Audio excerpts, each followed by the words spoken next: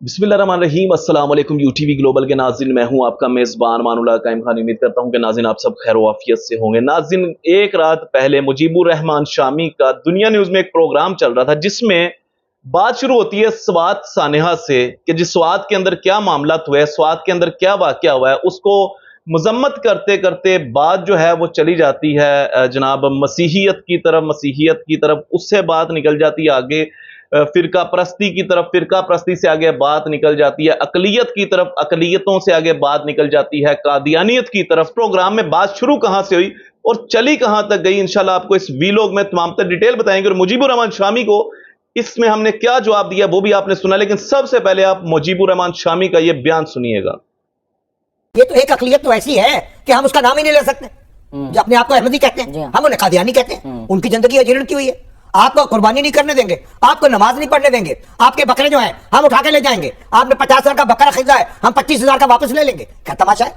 और आपको इबादत गाह नहीं बनाने देंगे। ओ भाई, आप बैठे, ये हमारे हाफिज नईमुर रहमान साहब और मौलाना हजरत मुफ्ती फजलुर रहमान साहब और मुनीबुर रहमान साहब और तकी उस्मानी साहब, ये बैठे को खुदा खौफी करें। वो एक उनकी भी हदूद क़यूद तय कर दें। इस तरह न करें, ये पाकिस्तान को हिंदुस्तान बना दे, हिंदुत्व वाले यहाँ दंदराते फिरे और आप चैन से बैठे रहे। और ये जो कादियानी हजरात हैं, इनसे भी बैठे, इनकी बातें सुने। इनको आपने दस्तूरी तौर पर एक करार दिया है अकलियत, और गैर मुस्लिम उनको सुने, उनकी बात, उनके अपने हकूक हैं, उनका एहतराम करें, शहरी हकूक जो हैं।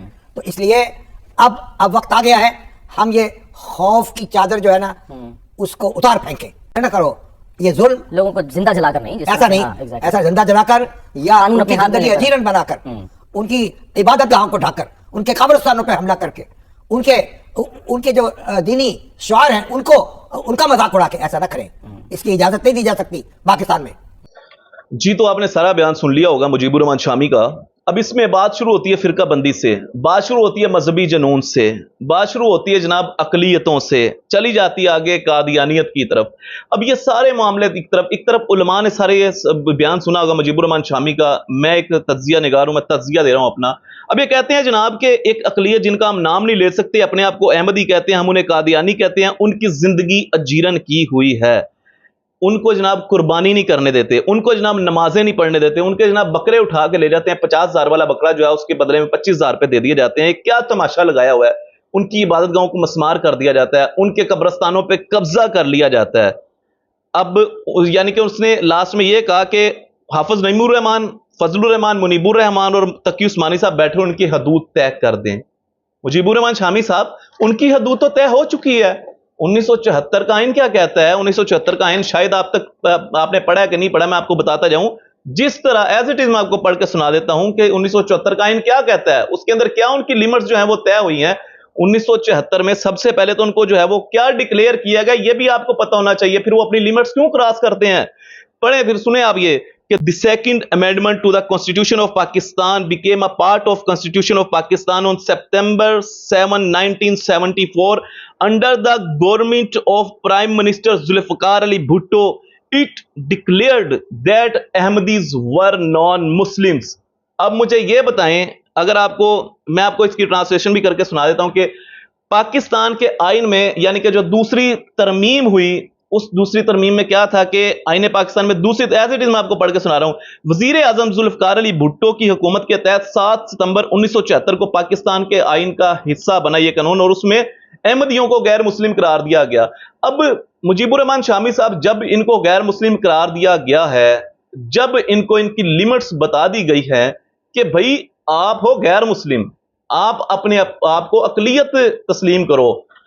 अब जब ये अपने आप को अकलियत तस्लीम नहीं करते, रसूलुल्लाह सल्लल्लाहु अलैहि वसल्लम की खत्म नबूवत हमला करके कहते हैं कि जनाब हम अहमदी मुस्लिम हैं, हम जनाब जब फिर ये उठेंगे, उठ के जनाब मुसलमानों के तर्ज की, इस्लाम के तर्ज की मसाजिद बनाएंगे, तो मुझे बताएं कि जब इनको 1974 में गैर मुस्लिम करार दिया गया तो इनके ऊपर कौन से एक्ट्स अप्लाई होते हैं, वो भी मैं आपको पहले ये पढ़ के सुना दूं। Sections 298B and 298C of the penal code commonly referred to as the anti-Ahmadi law.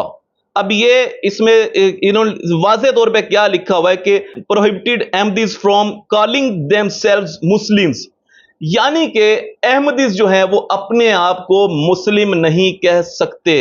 referring to their religious beliefs as Islam, preaching or propagating their religious beliefs, inviting others to accept Ahmadi's teaching or insulting the religious.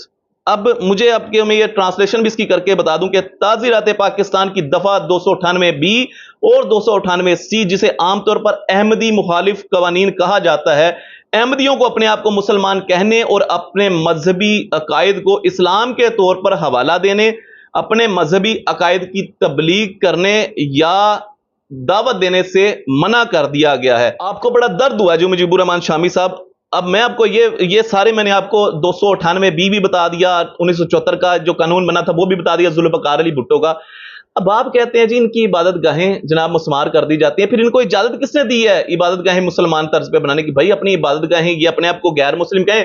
اس ملک پاکستان میں ہندو کو کوئی مسئلہ نہیں ہے، اس ملک پاکستان میں مسیحیوں کو کوئی مسئلہ نہیں ہے، اس ملک پاکستان میں سکھوں کو کوئی مسئلہ نہیں ہے، جتنی بھی اقلیتیں ہیں ان کو کوئی مسئلہ نہیں ہے، بلکہ یہاں پر پورا پروٹوکول دیا جاتا ہے۔ بھائی گزشتہ حکومتوں میں آپ نے دیکھا ان کے گردوارے بنائے گئے، ان کے مندر بنائے گئے، ان کو پورا پروٹوکول دیا گیا، ان کی عبادت گاہیں جناب، ان کو کسی بھی مسلمان کو یہ حق حاصل نہیں ہے کہ وہ اٹھے اور کسی اقلیت کو تنگ کرے۔ میرا بھی اس کے اوپر جو ہے وہ عقیدہ پختہ ہے۔ اب یہاں پہ ہو کیا رہا ہے کہ ایک وہ مذہب جو کہ اپنے آپ کو غیر مسلم جب ڈکلیئر کر دیا گیا، اس کے بعد خود کو احمدی مسلم کہتے ہوئے تبلیغ کرے، مسلمانوں کے طرز کی مسجدیں بنائے، تو پھر بھائی وہ جو مسلمان اٹھتے ہیں وہ سب بھائی پولیس کو ساتھ لے کے جا رہے ہیں، پولیس کو ساتھ لے جا رہے ہیں۔ آپ جس کو قربانی کے بکرے کو آپ کو بڑا دکھ ہوا ہے کہ 50,000 کا بکرا جناب اس کو 25,000 میں جناب ضبط کر لیا جاتا ہے، ان کو قربانی نہیں کرنے دی جا رہی۔ اب مجھے آپ یہ بتائیں شامی صاحب، آپ سے میرا سوال ہے جی، آپ کے پاس ایک لائسنس کے بغیر اسلحہ ہے، ٹھیک ہے، آپ کہتے ہیں جی میں نے اپنی حفاظت کے لیے رکھا اور ہے بھی غیر لائسنس کے ہے، اس کے بعد آپ کیا کرتے ہیں؟ اٹھتے ہو جناب اپنی حفاظت کے طور پہ آپ کو حملہ کرتے ہیں، آپ 3-4 بندے پھڑکا دیتے ہیں، 3-4 بندے مار دیتے ہیں، آپ کہتے ہیں میں نے تو اپنی حفاظت کی ہے۔ اب آپ کے پاس جو لائسنس تھا وہ مطلب غیر قانونی تھا، تو پھر آپ جناب اٹھتے ہیں اور 3-4 بندے مار دیتے ہیں، آپ کہتے ہیں میں نے تو اپنی حفاظت کی ہے۔ اب یہی یہاں پہ کام ہو رہا ہے، یہ اپنے آپ کو جب ان کو ڈکلیئر قادیانی کر دیا گیا کہ یہ غیر مسلم ہے، تو پھر یہ اپنے آپ کو مسلم ڈکلیئر کیوں کر رہے ہیں؟ یہ اسلام پہ حملہ کیوں کر رہے ہیں؟ یہ کیوں ان کی طرز کے قبرستان بنا رہے ہیں؟ یہ کیوں جناب ان کی طرز کی قربانیاں کر رہے ہیں؟ کیوں ان کی جناب طرز کی عبادت گاہیں بنا رہے ہیں؟ کیوں قبرستان بنا رہے ہیں ان کی طرز کے؟ صرف اس لیے کہ بھولی بھالی عوام کو دھوکہ دیا جا سکے۔ بھائی مجھے بتائیں مجیب الرحمان شامی صاحب، بھئی کل کو کوئی بندہ اٹھے جسے آپ جانتے نہیں، وہ کہے جی کہ میں دعویٰ اٹھ کے کر دے کہ میں مجیب الرحمان شامی کا بیٹا ہوں، مجھے جائیداد میں سے حصہ دیا جائے، بھئی آپ کبھی دیں گے؟ کبھی نہیں دیں گے۔ کیوں؟ کیونکہ وہ آپ کا بیٹا ہی نہیں ہے، وہ ایسے ہی اٹھ رہا ہے، آپ کی اس کے لالچ ہے جناب، وہ اٹھ کے آپ کی پراپرٹی پہ قبضہ کرنا چاہ رہا ہے، وہ کہتا ہے میں ان کا بیٹا ہوں، آپ مجھے حصہ دے دیں، آپ کبھی بھی نہیں دیں گے۔ تو بھائی پھر جب یہ غیر مسلم ڈکلیئر ہو گئے، یہ اٹھ کے کیوں احمدی ہو کے جناب مسلمانوں والی تبلیغ کرتے ہیں؟ یہ کیوں قربانیاں کرتے ہیں مسلمانوں والی؟ یہ خود کو اقلیت تو تسلیم ہی نہیں کرتے۔ بھئی جب پھر آپ کسی غیر بندے کو جو آپ کا بیٹا نہیں ہے اپنی جائیداد سے حق نہیں دے سکتے، تو پھر ان کو کس طرح اسلام حق دے سکتا ہے؟ یہ معاملہ ڈسکس کرنے کی وجہ یہ تھی کہ شامی صاحب آپ کو پتہ ہی نہیں ہے کہ 1974 کا آئین کیا کہتا ہے، 298 بی کیا کہتی ہے۔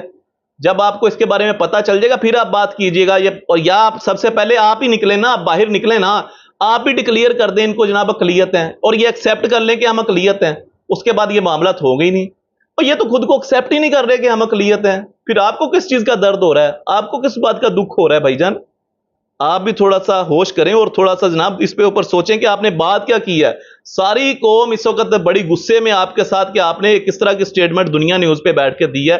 تو یہ تمام تر لیٹسٹ اپڈیٹ تھی ناظرین کرام جو لے کے آپ سب کے سامنے حاضر ہوا۔ کمنٹ سیکشن میں اپنی قیمتی رائے کا اظہار کیجیے گا۔ اپنے میزبان مان اللہ قائم خانی کو دیجیے گا اجازت۔ اللہ نگہبان۔